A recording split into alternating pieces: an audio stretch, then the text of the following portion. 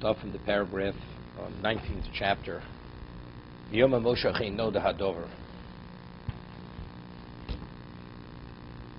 When Moshe had reprimanded Dosan Aviram when they were fighting for lifting his hand to strike his fellow, so they had remarked, "Do you mean to say you will kill us as you killed the Egyptian?" So Moshe's response was, "Cheino Hadover." It's obvious, it's become known. Rabbi Yehuda Bar Sholom b'shem Rab Chanina Agodol, Rabbi Seinu b'shem Rab Alexandri. Rabbi Yehuda Bar Sholom, named Rab Chanina, the great Rab Chanina, and our rabbis, the name of Rab Alexandri, Omru Moshe Mahari Belibo. He was contemplating in his heart, Moshe, where did the Jews sin? To what degree that they deserve to be enslaved by the nations? So he said, the answer is, he's come upon the answer. There's Lashon Hara among them. And if there's Lashon Hara among them, how could they be worthy of redemption? Now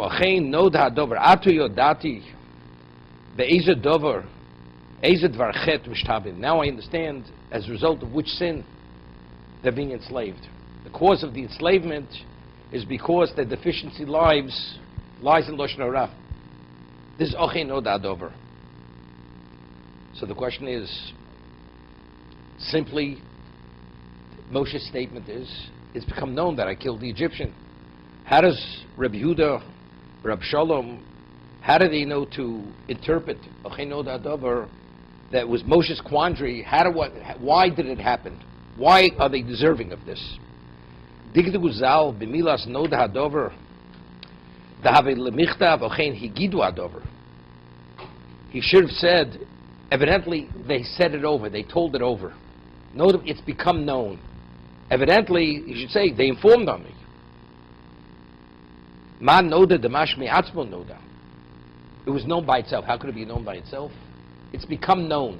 It's become known to who? If Dosan Aviram informed on him, he should have said, Higidu Adover. They had said it over. They had informed on me. And if it means, as it says, it became known, how did it become known? If nobody informed, how did it become known? So evidently it became known, not to Paro that he killed the Egyptian, but rather it became known to himself, understanding now why they're subject to the bondage. What is the cause of the bondage? He was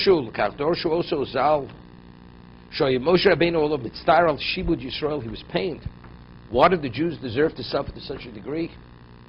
When he saw among them that they're not careful with what they say, they have these talebearers. It's known to me. It's known why they deserve, because they're failing in this area. He says, in this particular location, there's a phenomenal illusion, and it's important to know it, to understand it.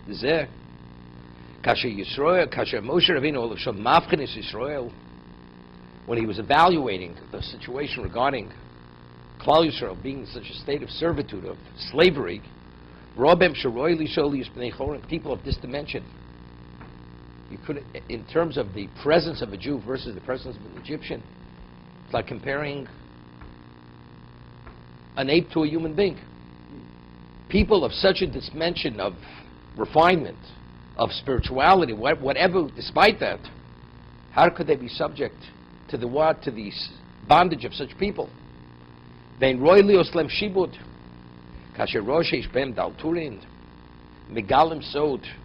When they saw that there were these people who are talebearers, which they reveal something that should remain confidential. Now he understands why they're deserving of enslavement. We'll see in a moment. What is the relevance? Because Lashon Hara, because they speak Lashon Hara, they speak of others, therefore, measure for measure, they deserve to be enslaved. Firstly, that they said to him, do you mean to say you're going to kill us also? Firstly, how do you see from there that they were lax or they were failing in the area of Shmir Saloshin, that they weren't careful with that they're revealing a secret. Right? How do you see that? Seemingly, if he could so openly and blatantly respond with such strength against Moshe, evidently this piece of information is not a confidential piece of information. Because if it was really confidential to the point that you have to be careful, it shouldn't be shared with anyone because it could get back. If you're that careful, you don't make that kind of remark. You know, you call the person off to the side, maybe you whisper in his ear, but that you don't confront him with that information. So the confronting with that information means it's clear, you're not careful. With information, that's why it's referred to as Gilu Sod. You're revealing a secret. Something which should remain confidential is no longer remaining confidential. For our Maru Lamalu Biprokim and Skorim, we said earlier in the previous chapters, Shemakabel Hispalus Yeshivu Rak HaGeshem. Shemakabel Hispalus. Set a principle. What's the difference between a person who's something which is spiritual, something which is physical? A physical person, or anything in the physical realm, is affected. It's affected. You're affected. Person who's drawn after his desires. So the circumstance affects you. When you go against your inclination, what is that? That's not natural. That's unnatural. It's unnatural to go against. For a person to go after his desires or to follow his inclination, that's natural. You have an urge, you have a need, you have an interest, you're drawn. So you're affected. A person who cannot keep his mouth, cannot be responsible for what comes out of his mouth, that means you're affected. If you're affected, you're an affected person, that means your classification is physical. If your classification is physical, what is the ultimate level of being affected? Being a slave. The master affects the slave's life.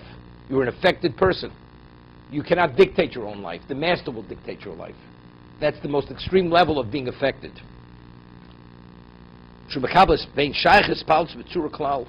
Something which assumes, which has the profile of spirituality, it cannot be affected.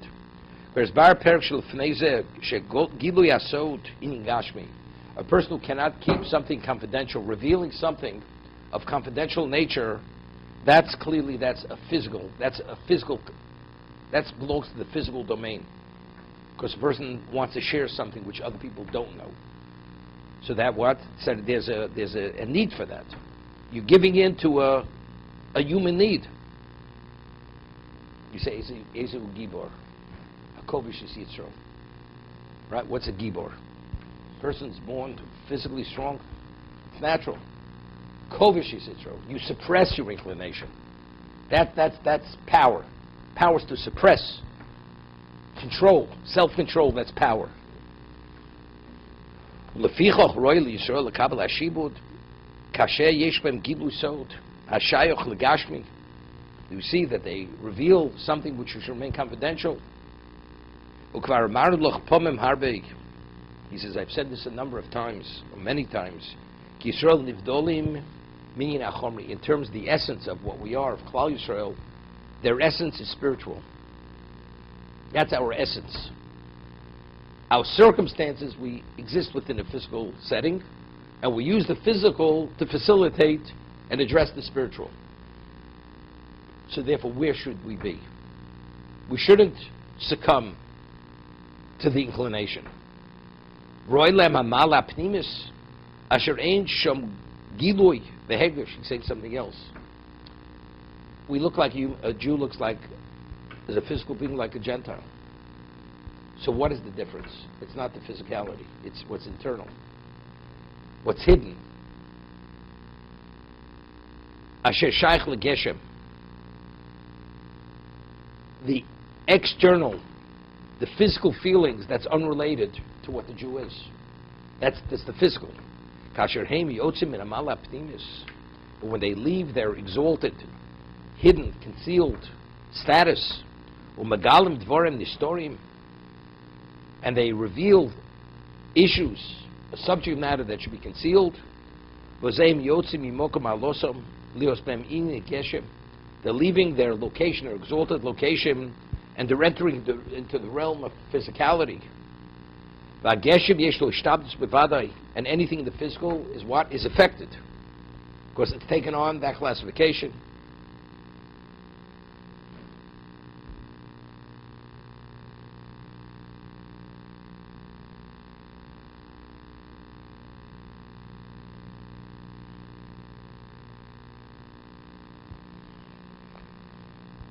It's interesting. We find that Mark tells us that Eida Torah Nichnis Elo Mishitato Shvebo.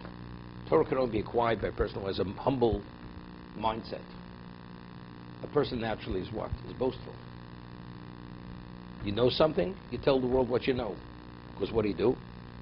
You validate yourself, you quantify yourself, you ingratiate yourself with others. That's being special and having phenomenal understanding. And you only speak when you're supposed to speak, when you have to speak. What's shtika? What is silence? That's the ultimate characteristic. Silence is a characteristic of what? Of spirituality. A person naturally speaks. We verbally express ourselves. So what is shtika? Silence. That's reining in. Right? David says. Watch your mouth from speaking evil, and from your tongue speaking deceit. What do you have to watch it? The answer is because it comes naturally. That's the natural inclination of the human being. So by reining in on that, by watching it, so what's shtika? Shtika means in general. A person naturally is an expressive being. To say only what you have to say, and what is meant to be said, it's not simple. So that's what? That's suppression. I'm not going to be affected by my inclination. That's spiritual. But something which should be kept confidential, and you don't keep it confidential, what is that? That's physical. You're totally giving in to what you're being affected.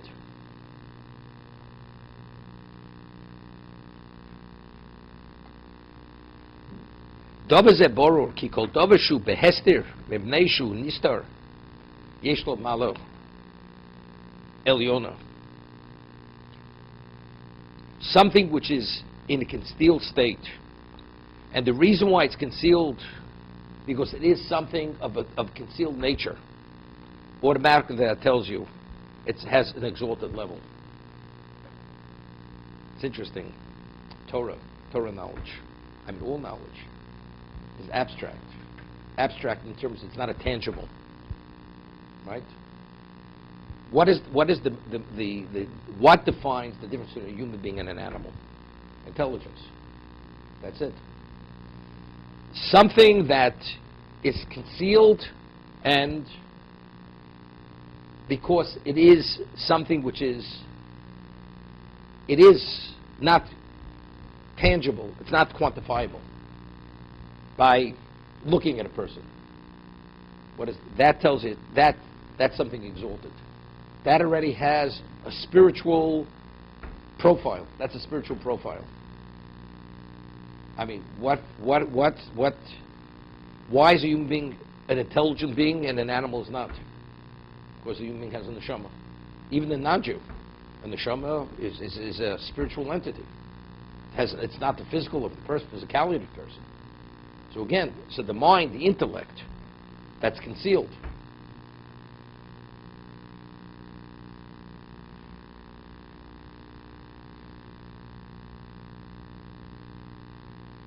It's interesting, the Mishnah says in Pirkei Avos, Shiva Dvarim B'Golem.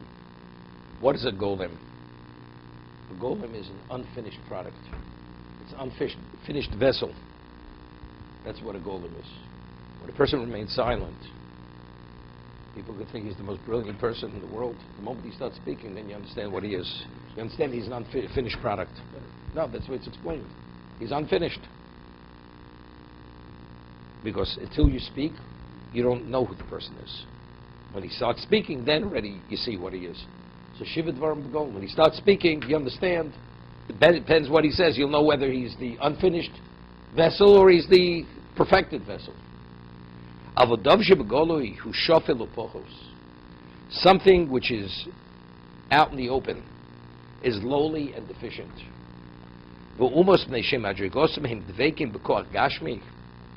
nations of the world, where their power lies in the physical, in the material.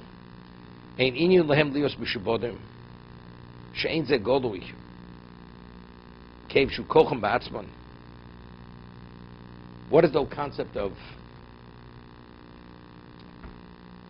enslavement? You enslave something else.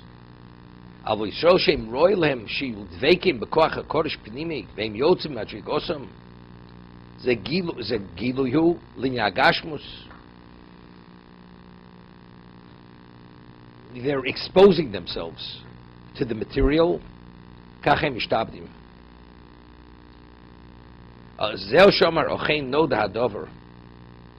Ochein, phenomenal. Numerically, what's Ochein? 71. Ochein, we're the 71st nation. Ochein, no dadover. Chof nun shem shivim b'mispar neged shivim umos. The number 70 corresponds to the 7 nations of the world. Now we've become like them. We've become part of the 70 nations. We're the 71st, but we're attached to them. We've assumed their characteristic.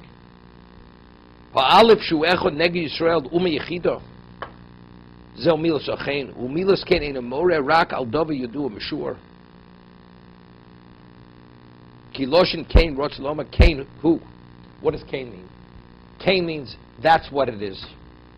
So what are the nations of the world? They are what you see. Klal Yisrael is what? But you cannot be quantified. You save one Jewish life, it's like saving the world. How's it possible? Look at the Jew, look at the Gentile, same person. The non-Jew, he is what you see. The Jew, he's another dimension of being. You don't understand what he is. That's Cain. Cain is 70. That's what it is. Zemor dova yudu avol Yisrael heim ha'alif min ochein ki ha'alif yesh lo inyan penimi bavur shu min osios ha'alumos tomer alif nelma bekriya. Let's see you have a word which ends with an aleph. The aleph has no sound. It's a concealed letter. Although it's part of the spelling, it's not obvious in terms of from the pronunciation.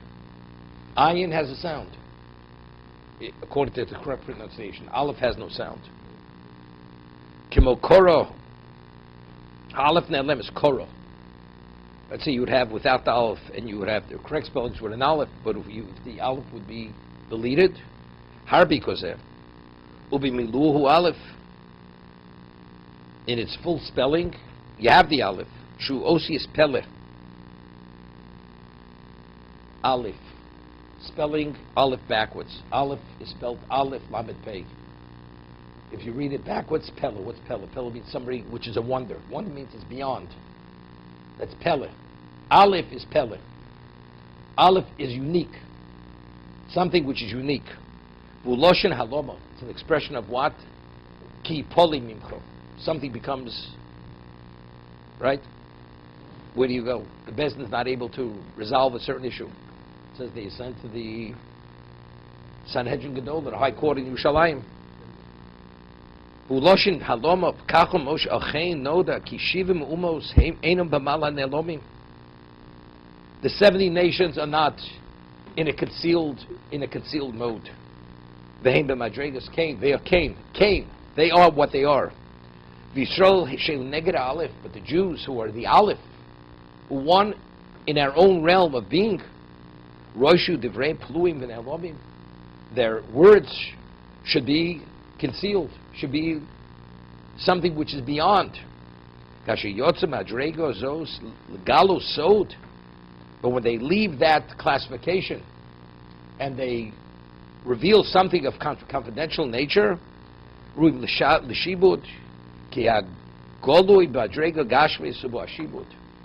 as we said, what is physical? Physical means affected. You're affected. Anything in the physical realm is affected.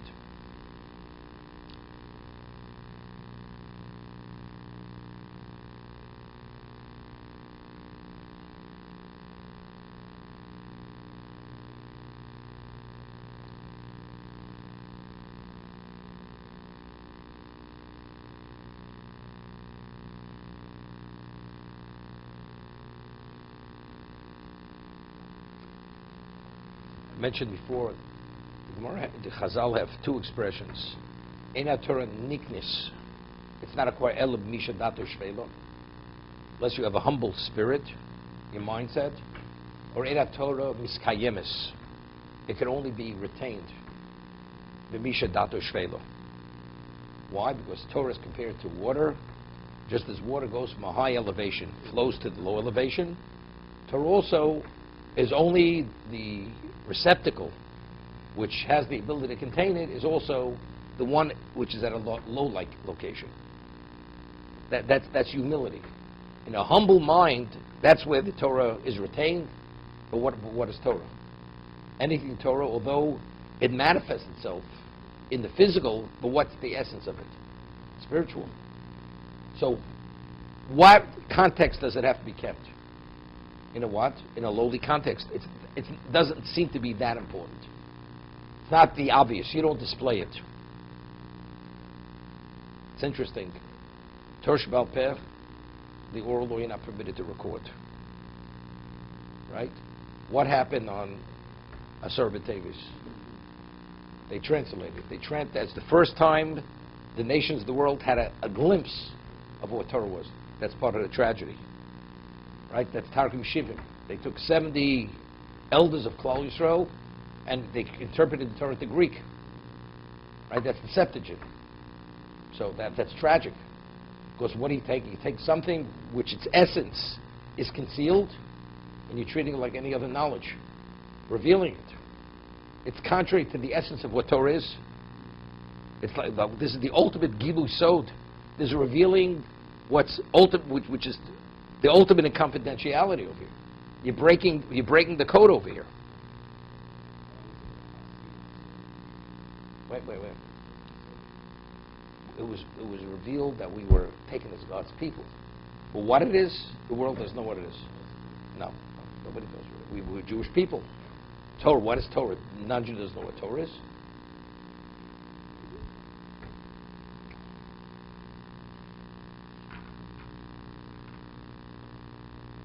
No, but Torah Sheba'al Peh cannot be quantified, right? It's unlimited. What does that say about what Torah is? Tells you it's not something which is physical. Everything within the physical realm is finite, right? This is infinite. That reveals the nature, the essence of what it is. Gemara tells us that you're permitted to alter the truth in a number of situations. One of them is if somebody says, I heard you have so much Torah knowledge. The person's permitted to say it's not true. Even though what you're saying is not true. But you're permitted, so Rashi says, for the sake of humility. For the sake of humility. But the way we're explaining it now, it's not just plain humility. It's because, what is the nature of Torah? Because humility is crucial and really a prerequisite to retain it and maintain it, because that is the essence of what Torah is. Going public on that, it's the equivalent of Gilui Sod. You know what I am? I am that. But what is that? What that is, that's supposed to be concealed.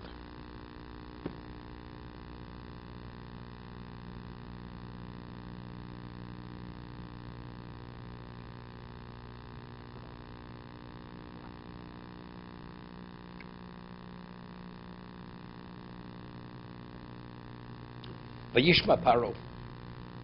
Paro heard what Moshe had done, and Moshe had to flee. So the Medrash says, "She'omdu Dosan Avirim v'Lishinu Olav." Dosan and Avirim went and they informed Moshe Rabbeinu. Diktugru Razal Kimasho Nema Vayishma Paro. Show you Dosan Avirim v'Lacherim. It was specifically them, nobody else. They were the informers. Kevon, as he explained earlier, Shneim Tom and Hamis Nagdum Moshe. They are the antagonists. They are the counterbalance. As he said earlier, they're the counterbalance to Moshe and Aaron. Doesn't Aviram. Shekvar Marti Loch Shal Tomesh Dvorim Elu B'Mikro. Incidentally, there was jealousy. Therefore, no. Repeatedly, these were the antagonists of Moshe and Aaron. They were the counterbalance of evil. Shlo Yitoch She'in Hagula B'Mikre. The redemption of Egypt is not something which was a fluke. It's happenstance. It just coincidentally happened. No, this was pre-planned. This is preordained. This is divinely ordained. Shem hoyed of Zishoy Nishval Yedei Acher, the Pharaoh, Tzarach Lom Shoyin Zeh B'Mikre. He says, if Pharaoh were heard through a third party, somebody heard a piece of information, a gossiper, this and that, Avol Kasher Hoyed Dosan V'Avriram, it's not, but they already have a track record. Dosan V'Avriram continuously, they are the opposition to Moshe. So what they do is not just coincidental. This is planned and plotted and everything else. If you say could have happened, the same thing could have happened to their third party. Zaino. It's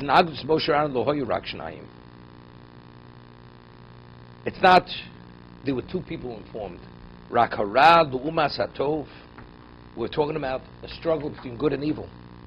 Moshe and Aaron are the good, Dosavirim represent the evil.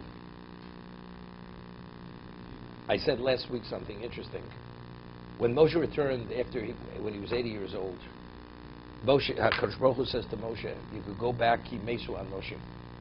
Because the men had died. The ones who originally informed on you, they died. So the Gemara asks, but they didn't die, they were alive. The Gemara says, Yortum Nichseim, they became impoverished, and Oni Choshim Femesa. A poor person is like non-existence. It's totally inconsequential. Hashem says, you know why you could go back? Because they died. Well, you go back because I'm going to take them out. Hashem says, I will kill them. I will destroy them. That's not what he says. He says, because they've been incapacitated. So, the obvious question, Moshe comes back. He's clearly the leader. They deserve to be dead. They're Rodfim. Right? They're pursuers. So why did he put them to death? And continuously, the level of trouble they caused, usurping his authority, until finally Hashem took them out. With what? With Dadas Koach. But why did Moshe do it sooner? And continually were reprimanded because of them. The answer is because if Hashem says to Moshe, go back because I've incapacitated him, and he didn't say because I will kill them, so what does that say? Hashem says they have to exist. They have to continue to exist despite the trouble that they cause. It's irrelevant. They have to continue to exist because they have value. What's their value? To be the antagonists of Moshe. That is the value. That's the Zelu Mazeh. Ki aradu masatov shu Moshe ve'Aaron shahoyu shnayim. It's 2 against 2.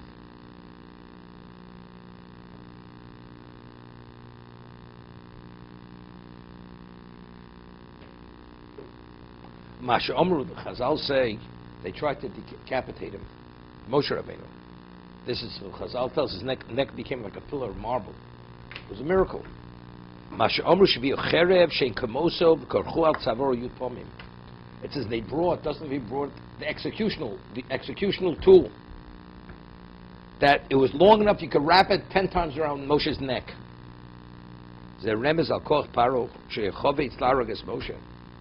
To what degree did he wanted to kill him in the worst way? When he heard that, although he was initially the beloved adopted grandson of Paro, when he heard he killed the Egyptian, he became so enraged, he was ready to use his whole arsenal against him. But it didn't work. That's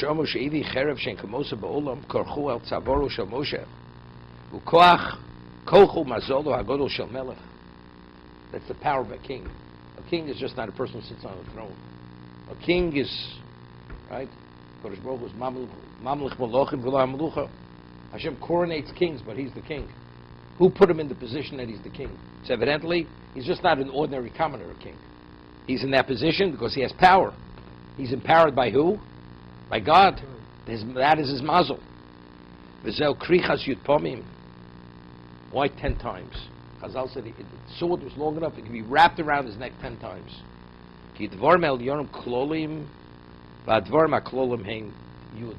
Whenever anything that has to do with the upper stratosphere, the heavenly level, it's always in its context of existence, it's always expressed through the number 10. HaKadosh Baruch Hu also tzavor shemoshe even shayish. So why wasn't he decapitated? Because his neck became like marble.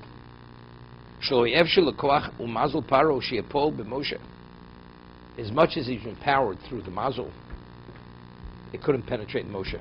Could not. As much as he wanted to kill him, he couldn't kill him. Because Moshe, in his innate ability, his value is endless time greater than Paro. You're only vulnerable because what comes upon you, you don't have the representation to counter it. In terms of who Moshe was, he was endless time more than whatever that force was. Shakadosh Baruch Hu herzik es savoro shlo yibakabel his palus. When you decapitate a person, whatever, the sword detaches the head from the body. You couldn't have a greater act of being affected. Who's Moshe? Moshe is an unaffected person. He's a ruchani. He's a ruchni. He's a spiritual person. He's unaffected. If I'm unaffected, even the sword cannot remove his head.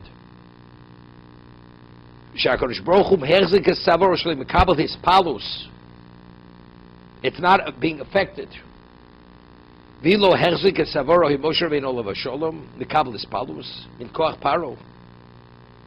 But if Hashem wouldn't hold his neck, meaning to give him that status of spirituality, he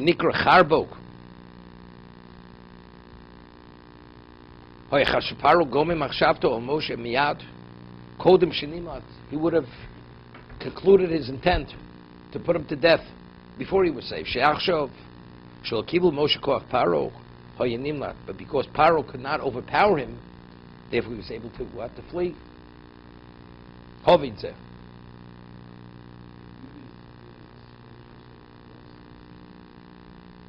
Yud is all-encompassing.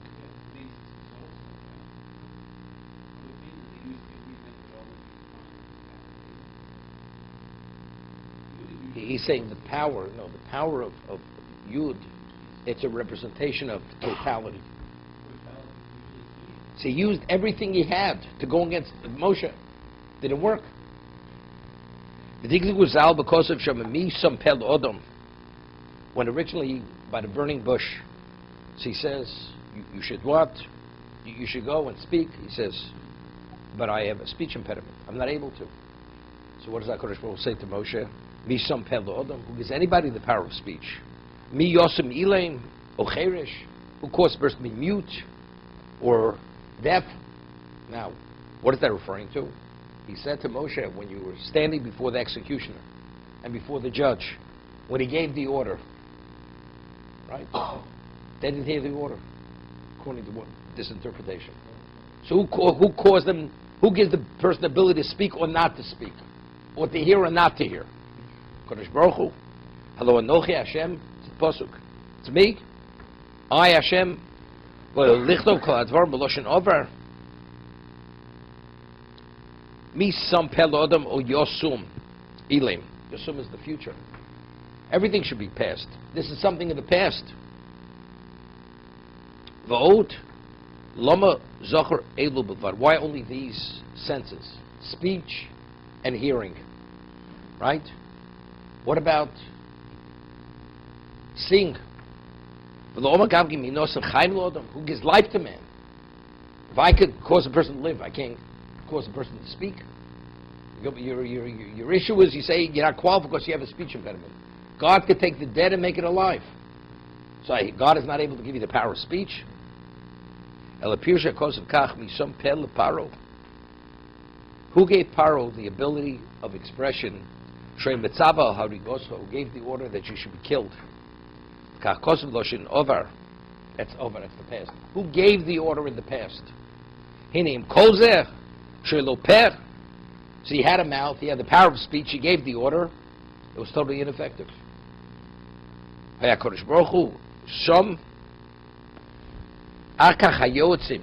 advisors, no, not those, Ilmim, they were mute. When they saw they couldn't give, he gave the order, and whatever. The advisors wanted to advise Paro.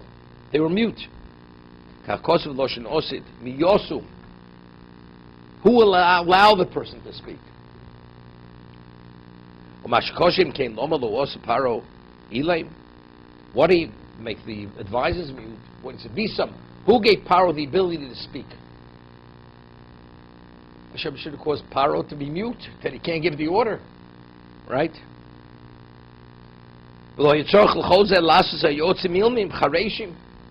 Deaf mutes. There's Baraz B'Sefer Gorari, he speaks about that in his commentary on Chumash.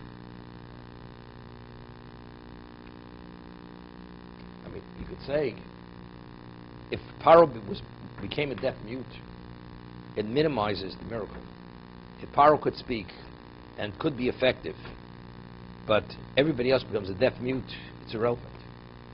You know, a person can have all the money in the world, he doesn't have food to purchase, he starves to death. But I have all what it takes. Yeah, but there's another piece of the puzzle. You have to have what to buy. Paro, so by Paro giving the order, and yet it falls on literally deaf ears, because they became deaf mutes. That shows Hashem's power. You could say, no, for some reason he had laryngitis that day. He was so overwhelmed he couldn't get a word out. No, he spoke well. So why couldn't the advisors respond? The answer is because Hashem made him deaf mutes, that his words, his order meant nothing. His charge meant nothing.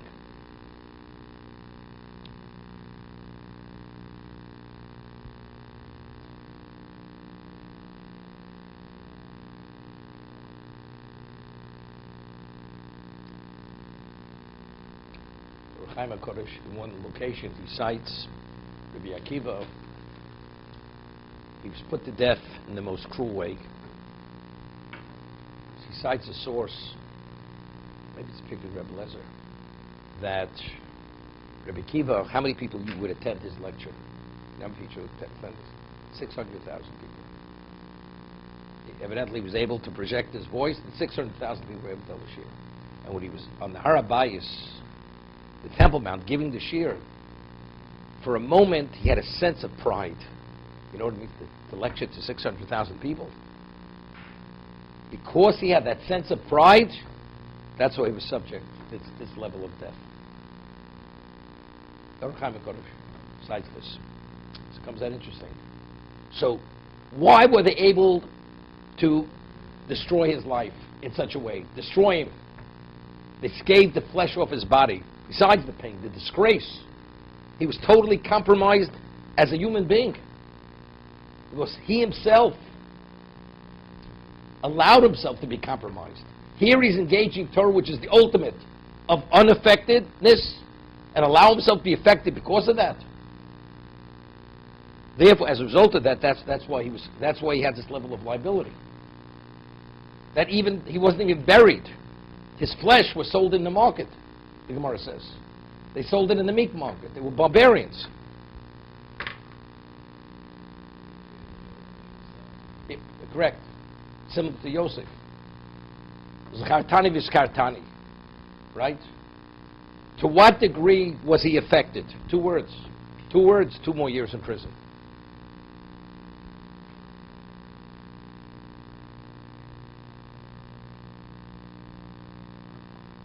As I said, whenever a person chooses between good and evil, what is free choice? It's choose not to do what you want to do. Right? To do what you want to do, it's not even a choice. That comes natural. So by reining in on your inclination not to do what you want to do, what is that? That's a spiritual characteristic. The consequence of that is spiritualization. So if a person, let's say, should be learning at this particular moment, and he wants to take a newspaper to read, and he doesn't need that moment of relaxation, and he gives in to his inclination. He wants to read the paper, whatever the value of that information is. Okay? What is he doing? Well, let's say, even though he has that desire to read it, he chooses not to, and he takes the sefer and learns. What is the consequence of that action? Firstly, he's learning Torah, so it's a mitzvah. But in addition, the exercise is the exercise of spirituality. You're not going to allow yourself to be affected. That's what you're doing.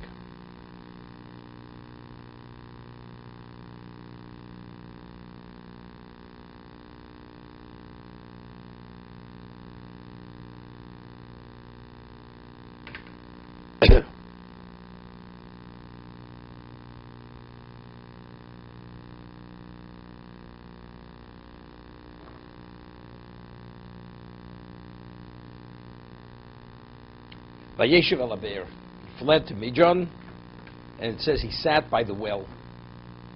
Why did Moshe Rabbeinu choose to sit by the well? So Rashi cites Chazal, which is the Medrash, Yitzchak v'Yaakov nomad. He learned, where did they find their mate? By the well. Right? The story of Eliezer Eved Avram, there was a well. The story of Rivka, Yaakov, Rachel is coming with the flock of sheep. Also, the well. Ke'isha nikras be'er. Is that a woman is classified as be'er, a wellspring. K'dichsiv shosa mayim in be'ercho. Drink the water from your well. Va'ber nosel Yisrael b'schusa shel Miriam. The well, interesting. The well was given to Klal Yisrael in the merit of Miriam. It was a woman. Right? The Gemara says we had three Gimel Parnosim Tovim Yisrael. We had three special leaders. Moshe and Miriam. Moshe, the Mon was B'schus Moshe Rabbeinu. The Ane Yaakov, the clouds of glory, B'schus Aaron. And the bear, his bear Shel Miriam, was in the merit of Miriam. Now, why was the bear? Why not the clouds of glory? Specifically, the bear identifies with Miriam.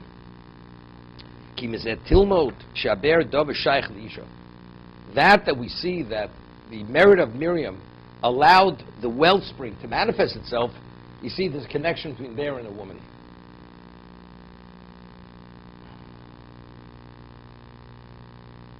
So the way I explained this different than what the Maral says, is going to say in a moment, was this. There's Rav Chaim Volozhin explains that what does the nefesh, what is nefesh? The life source. Life source is koach hatanua. Why is a person able to move? Movement. Movement comes from the life source. Correct? A person is made up of three things: nefesh, ruach, and neshama. So nefesh is koach hatanua, that's movement.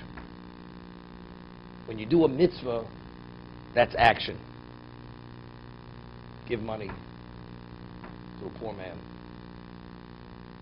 Any action any mitzvah which requires action, that's koach hatanua. Now what's Torah? Torah is what? Chaim Hillel Motzeim, the Gemara says in Eruvin, that when you study Torah you have to articulate it, you have to verbalize it. The power of speech is ruach. Right? What's avoda? Avoda is mind. It's the mind. Now he says, Avraham Avinu was the nefesh of Klal Yisrael. He represents the nefesh. When, in terms of the creating the profile of Klal Yisrael, the national nefesh, the Jewish nefesh, was established by Avraham Avinu. Yitzchak is neshama. Why? Because we find what happens if a Kohen brings a sacrifice, a korban, and he has an improper thought, machshavas pigul. So he validates it. The korban, the sacrifice is validated. So what is pigul? That's machshava. That's mind. That's the intellect. The thought process, that's neshama. Yitzchak was the Ola Tmima. He was the unblemished offering. He was going to be slaughtered. Yaakov is Yaakov Shtam Yoshev Oholim. He's the man of the tent of Torah. That's verbal expression. So Yaakov is the Ruach of Klal Yisrael. Avram is the Nefesh. And he explains, it says, Vayoretz Avram L'Krosam. When he saw the Malachim, it says he ran towards them. So how did it express itself? That's the Koach HaTanuah, Nefesh, an animal. Any living creature has movement. That's movement. Chesed manifests itself in movement. That's Nefesh. Okay? Torah manifests itself through verbal expression. Avoda is mind. That's Rachmana Liba Boy. That's the mind. It's Avoda. Okay? Now, we had three Gimel Parnosim Tovim Yisrael. We had Moshe, Aaron and Miriam. If you would want to grade the three of them on a spiritual level, Moshe was the most spiritual. So what would Moshe be? Moshe is neshama. He's the equivalent of neshama. What is neshama? Neshama, what was the mun? The mun, the Gemara tells us, is what? Is lechem abirim. It's the same sustenance that angels are sustained with. Something which is totally spiritual. Who is the person who represents something which is total spirituality? It's Moshe Rabbeinu. Therefore the mun was b'schus Moshe Rabbeinu. Now what is ruach? Spirit. Right? Anei hakovod. It's something which is visible, but it's not tangible. That's ruach. And what's bare? Miriam is the least of the three of them. She's nefesh. How do you differentiate between a bore, a cistern, and a bear mind chayim? It's churning. It's always moving. There's movement. And not only the bear traveled with us. That's nefesh. Therefore, the bear was b'susa shel Miriam. Because a woman, in terms of the relationship, who's obligated to teach us on Torah? The father. Because what does the woman provide for the child? That's the nefesh. The child gestates in the mother. That's the nefesh. That's the physical life source of the child. That's the physicality. What does the father? Gimel shutfim b'odom. Gemara says in Kedushin. 3 partners. What does the father provide? What does the mother provide? What does HaKadosh Baruch Hu provide? HaKadosh Baruch Hu provides the neshama, the soul. What does the mother provide? That's the physicality. It's the nefesh. The father is the ruach. And because he provides the ruach, he's responsible to maintain the ruach. What is the purpose of ruach, of spirit? That's dibur. What's dibur? The Gemara says, Odom lomul yulod. The Gemara says in Sanhedrin. So the Gemara asks, man was created to toil. Toil and what? The Gemara says, Abmei l'shel Torah. Means verbalization of Torah. That's the omo. So, but who? So why was speech created, the ability to speak? That's for the sake of Torah. Now, so who's Torah? That's the Father. So because he's the Ruach, therefore that's his Chai V'odom L'Lamed B'no Torah. That's his obligation to teach Torah. That's why I would say the woman is the bear, but that's within the context of Miriam. He says, Zeki Aber Hulshon Neveh Milamato Lamalo. The water is underground location, and it churns from lower down to a higher elevation. We talk about gravity. Everything goes from down, top down, not down up. Correct? So the well, you say well, it's the pressure, the movement forces it up. Right? But usually everything comes down, not up.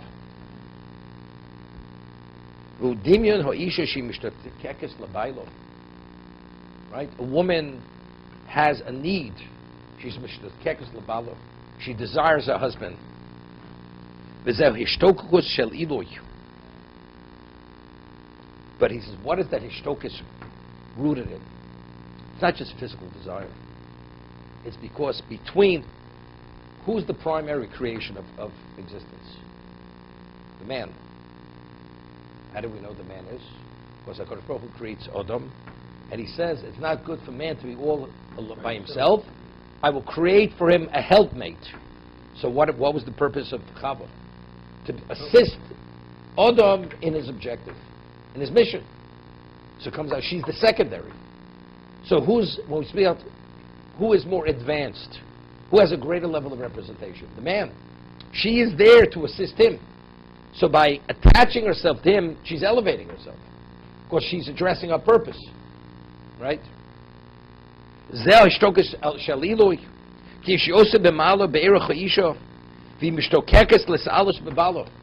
Through her, she's elevated. She's advanced. The person says, I am Mrs. So-and-so. Right? She says she's MS period so-and-so. So it ends with the period. Right? So what is her identity? I am Mrs. So his alus, the quantification of the woman, is through her husband.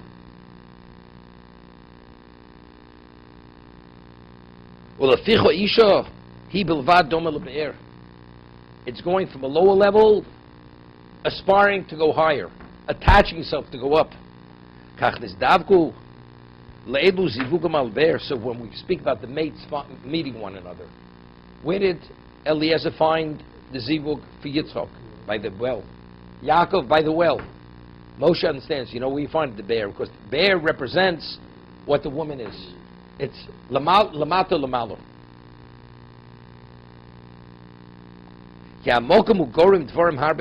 Location is the cause of many things. As they say, you got to be in the right place at the right time. Place is crucial for many things to happen. It continuously churns upward. Continuous. That concept, that is the zivug. Shehu hishtokus o ish al balo, bizdabkus bo, bizeu, is alus lo, and that elevates her. V'havin dov is a hativ mode. Yeah, he says you have to understand this very well. Stop here.